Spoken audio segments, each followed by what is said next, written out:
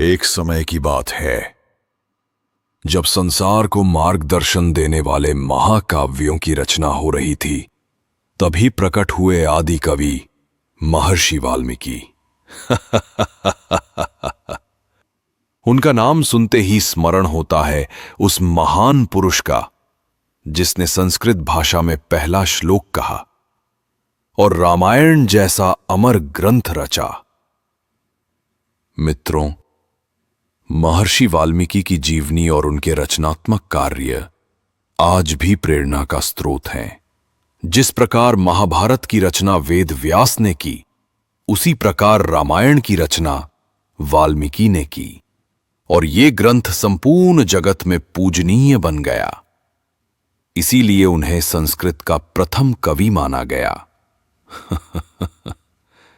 कहते हैं, जब करुणा से भरा उनका हृदय उमड़ा, तभी उनके मुख से पहला श्लोक निकला और इतिहास में कविता की धारा प्रवाहित हो गई। हालांकि ऐसी भी इनकी एक कहानी है, आपने सुनी भी होगी कि महर्षि वाल्मीकि जी पहले रत्नाकर के नाम से जाने जाते थे।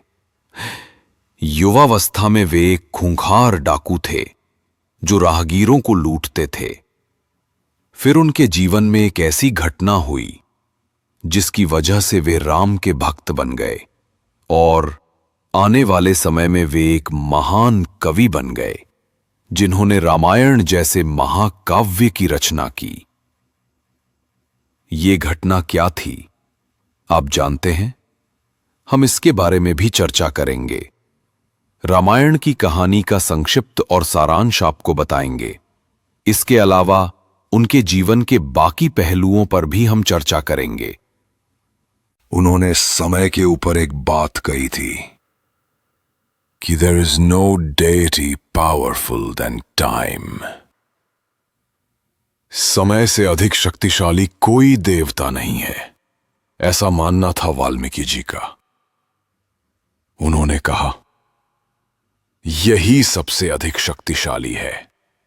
समय को लेकर उनका एक प्रसिद्ध उद्धरण है, like a flowing river, what has gone will never come back. मतलब, बहती हुई नदी की तरह जो चला गया वो कभी वापस नहीं आएगा। जैसे नदी का पानी बह जाने के बाद लौटकर नहीं आता, वैसे ही समय गुजर जाने पर कभी लौटकर नहीं आता। समय के महत्व और उसकी कदर पर उन्होंने बहुत विशेष बातें कही। अब वाल्मीकि जी के बारे में एक संक्षिप्त जान लेते हैं।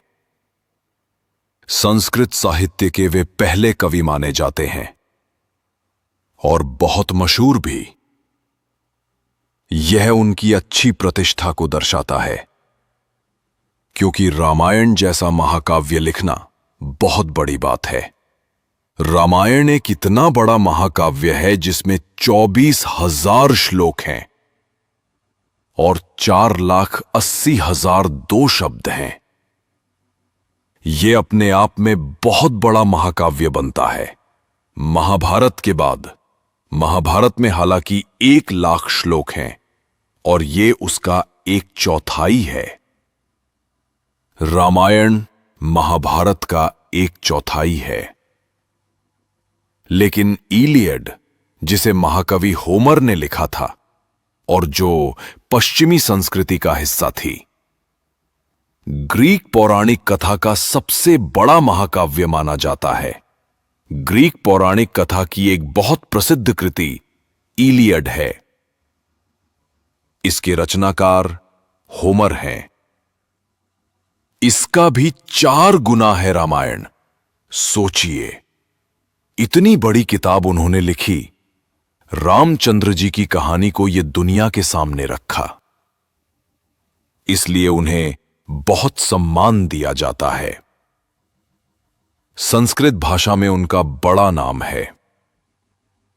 इसके अलावा उन्होंने योग वशिष्ठ भी लिखा, जो कई दार्शनिक विचारों को विस्तार पूर्वक प्रस्तुत करती है। ऐसी किताब के बारे में भी हम बात करेंगे। अब बात उनकी अगली जीवन के बारे में है। महर्षि वाल्मीकि जी का बचपन का नाम क्या था? महर्षि वाल्मीकि का जन्म रत्नाकर के रूप में ऋषि प्रचेता के यहां हुआ, जो महर्षि कश्यप और अदिति के 9वें पुत्र थे। उनकी माता का नाम चरशनी था। जब रत्नाकर बचपन में थे, वे एक बार जंगल में चले गए और रास्ता भटक गए। गुम होने के बाद एक भील, जो शिकारी था, उन्हें उठा ले गया और अपने पास रख लिया। पालक माता पिता के स्नेह में रहते हुए रत्नाकर अपने वास्तविक माता पिता को भूल गए। भील शिकारी ने उन्हें पाला और उनकी परवरिश अपने हाथ में ली। शिकारी बनने के बाद उनकी शादी भी हुई। लड़की भी शिकारी परिवार से थी। आने वाले समय में खाने के लिए पैसा ना होने पर रत्नाकर डकैती शुरू कर देते हैं और लुटेरे बन जाते हैं। जो भी उस गांव या जंगल से गुजरता था, वे उसे लूटते थे। एक बार नारद मुनि जंगल से गुजर रहे थे और राम का नाम जपते हुए निकल रहे थे। तभी रत्नाकर ने उन पर हमला किया, उन्हें बंधक बना लिया। पर नारद मुनि, वे केवल साधारण यात्री नहीं थे, वे स्वयं देवता और सर्वोच्च संदेशवाहक थे। रत्नाकर, आप ये सब क्यों कर रहे हैं? लोगों को लूटना ये पाप के कार्य हैं। इसका कारण क्या है? रत्नाकर ने कहा, मैं अपनी परिवार के भरण पोषण के लिए काम कर रहा हूं। नारद मुनि ने पूछा, इस पाप का भागीदार कौन होगा? रत्नाकर ने उत्तर दिया, मैं और मेरा परिवार। नारद मुनि बोले, अपने परिवार से पूछो, क्या वो इस पाप के भागी होंगे? रत्नाकर थोड़े चिंतित हुए। बात तो सही थी। उन्होंने नारद मुनि को बांधकर अपने घर जाने का निर्णय लिया। नारद मुनि ने आश्वासन दिया, यदि परिवार ने हां कर दी तो मैं अपना सब कुछ, धन दौलत भी तुम्हें दे दूंगा। रत्नाकर अपने परिवार के पास गए और पूछ ही लिया, जो मैं पाप कर रहा हूं वो आपके भरण पोषण के लिए ही कर रहा हूं, क्या आप इसके भागी बनेंगे? परिवार ने तुरंत मना कर दिया, हम केवल पुण्य के भागी हैं। डाकू बनो, लूट करो, ये हमारी जिम्मेदारी नहीं है। रत्नाकर बहुत दुखी हुए। उन्होंने नारद मुनि के पास लौटकर माफी मांगी और कहा, मुझे मेरी मुक्ति का मार्ग बताइए। अब मैं इस पाप से कैसे निकलूं? नारद मुनि ने मुस्कुराते हुए उन्हें जीवन का मार्ग दिखाया। नारद मुनि ने कहा, आप राम का नाम जपिए। हालांकि एक और कहानी में कहा जाता है कि रत्नाकर राम का नाम नहीं जप पा रहे थे, क्योंकि उन्होंने बहुत पाप किए थे। नारद जी ने कहा, मरा मरा मरा बोलिए। ऐसे धीरे धीरे मरा मरा बोलते बोलते राम राम अपने आप ही मुंह से निकलने लग जाता है। तो वो भी एक कहानी है, लेकिन राम का नाम इन्होंने लेना शुरू कर दिया। एक लंबे समय तक इन्होंने राम का नाम लिया और इतना राम का नाम लिया कि इनके चारों तरफ चींटियों ने घर बना लिया और दीमक लग गई। उनके चारों तरफ, मतलब यहां से उठे नहीं। एक लंबे समय तक तपस्या करते रहे और दीमक लगी रही और एक चींटियों का पहाड़ सा इनके ऊपर बन गया। इस चींटियों के पहाड़ को ही कहा जाता है वाल्मीकि, इसीलिए इनका नाम पड़ा वाल्मीकि। आगे चलकर ब्रह्मा जी ने इन्हें उनका नाम वाल्मीकि दिया। और उसके बाद नारद मुनि कुछ सालों बाद वापस आते हैं और देखते हैं कि ये व्यक्ति क्या कर रहा है, तो ये राम का नाम जप रहे होते हैं। उसके बाद नारद मुनि कहते हैं, देखिए, आपकी तपस्या यहां पर पूर्ण हो चुकी है। अब ईश्वर आपको मिलेंगे, आपको रास्ता दिखाएंगे सही, और आपके पापों का हिसाब हो चुका है, क्योंकि इतने आपने राम नाम जप कर लिया है। तो उसके बाद ब्रह्मा जी इनके सामने आते हैं और वो इन्हें वाल्मीकि का नाम देते हैं। उसके बाद गंगा नदी के किनारे ये अपना आश्रम बनाते हैं। और आश्रम बनाने के बाद भगवान रामचंद्र जी, सीता और लक्ष्मण जी जब एक बार यहां से गुजर रहे होते हैं तो वो इनके आश्रम में भी आते हैं। यहां पर रामायण के पूरे वृतांत में एक बार वाल्मीकि जी से मिलते हैं और रामचंद्र जी अपनी खुद की कुटिया बनाते हैं। वो भी चित्रकूट के पर्वत पर ही बनाते हैं, जो कि इसी आश्रम के पास होता है। उसके बाद उनका पहला श्लोक उन्होंने कैसे लिखा, रामायण लिखने की कहानी में आते हैं। उन्होंने पहला श्लोक ऐसे लिखा कि एक बार वो गंगा नदी के किनारे नहाने के लिए गए थे अपने शिष्यों के साथ। उस समय तो रामायण नहीं बनी थी। तब उन्होंने एक सुंदर दृश्य देखा।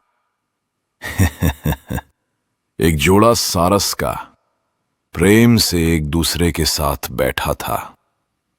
यह दृश्य रोमांटिक था और वाल्मीकि जी को बहुत प्रसन्नता हुई। लेकिन तभी अचानक एक तीर आया और उस जोड़े में से एक नर पक्षी को लग गया और वो नर पक्षी मारा गया।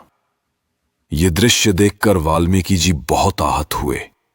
उन्होंने आसपास देखा और एक शिकारी दिखाई दिया जिसने उस पक्षी को मारा था।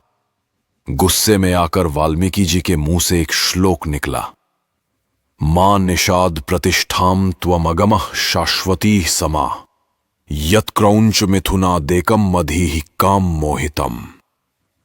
इन्होंने जो शब्द कहे उसका मतलब था, You will find no rest for the long years of eternity, for you killed a bird in love and unsuspecting. इसका अर्थ था, हे निषाद, तू अनंत काल तक शांति और प्रतिष्ठा से वंचित रहेगा, क्योंकि तूने प्रेम में एक निर्दोष सारस पक्षी के जोड़े में से एक की हत्या कर दी। और ये जो श्लोक उन्होंने बोला, ये माना जाता है कि ये संस्कृत भाषा का पहला श्लोक था।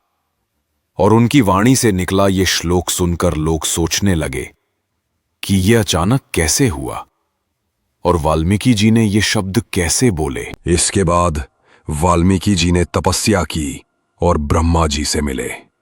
ब्रह्मा जी ने कहा, आपको राम का नाम जपने से ये ज्ञान की प्राप्ति हुई है। सरस्वती मां आपके अंदर विराजमान है और आपकी जीभ पर भी। तो आप रामायण लिखिए, यानी प्रभु श्री राम की जो यात्रा है उसकी पूरी कहानी। वाल्मीकि जी ने अपने हृदय की शांति के साथ रामायण लिखना शुरू किया। ये वही रामचंद्र जी की कहानी है जिसे सबसे प्रामाणिक माना जाता है। इस तरह महर्षि वाल्मीकि पहले कवि बने जिन्होंने ये पहला श्लोक कहा। इन्हें आदि कवि या प्रथम कवि भी माना जाता है। इसके बाद उन्होंने अपनी रामायण की कहानी लव और कुश के सामने उच्चारित की। लव और कुश प्रभु श्री रामचंद्र जी के पुत्र थे। क्या आपने कभी सोचा है कि यह ज्ञान सबसे पहले बच्चों को सुनाया गया था?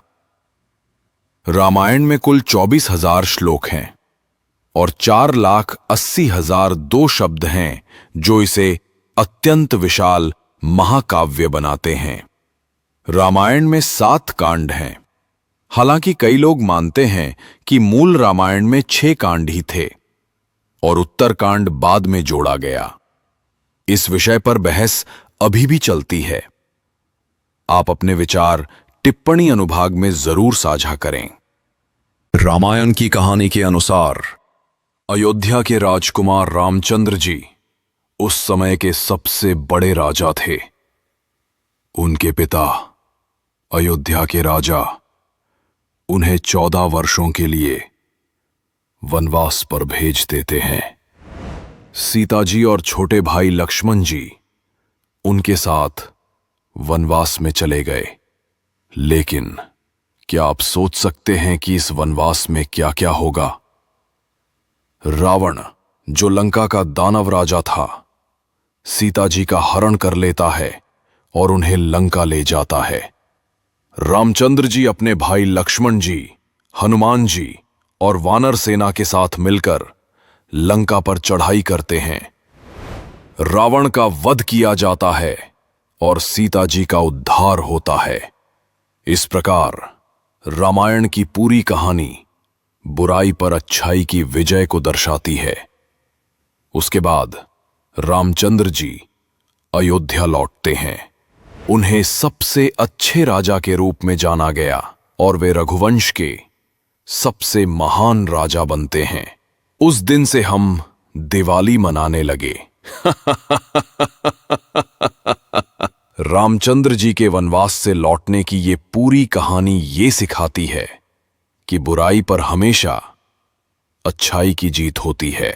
रामायण की कहानी का समय सटीक नहीं पता, लेकिन जो कहानी लिखी गई और जो महाकवि ने लिखा, माना जाता है कि ये 500 ईसा पूर्व से 100 ईसा पूर्व के आसपास संकलित की गई थी। रामायण और महाभारत से पहले हुई ये पुस्तक बाद में लिखी गई, क्योंकि पहले रामायण को लिखा गया था। कई बार इसका सटीक समय नहीं पता चलता कि रामायण कब हुई और कब लिखी गई। इनके अनुसार हमेशा खुश रहना कुछ ऐसा है जिसे प्राप्त करना कठिन है। सुख और दुख जीवन में बारी बारी आते हैं और केवल निरंतर सुख नहीं हो सकता।